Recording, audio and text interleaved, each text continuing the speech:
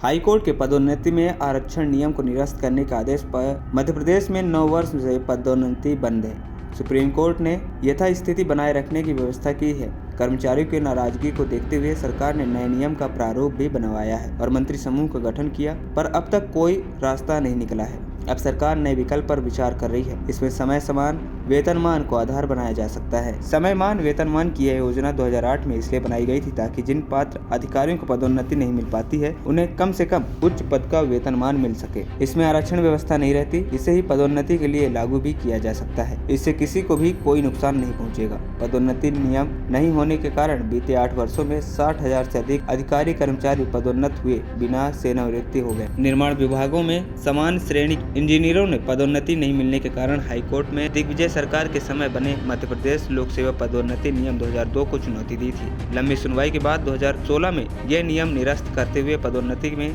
आरक्षण के प्राविधान समाप्त कर दिए गए। सरकार ने सुप्रीम कोर्ट में इसकी चुनौती दी, जहां याचिका अभी भी विचाराधीन है। इस बीच कर्मचारी आंदोलन हुए तो सरकार ने सुप्रीम कोर्ट के वरिष्ठ अधिवक्ता मनोज गोरकेला को नए नियम का प्रारूप बनाने का दायित्व दिया। उन्होंने सभी पहलुओं पर विचार कर प्रारूप भी दे दिए, लेकिन सरकार ने कोई निर्णय नहीं लिया है।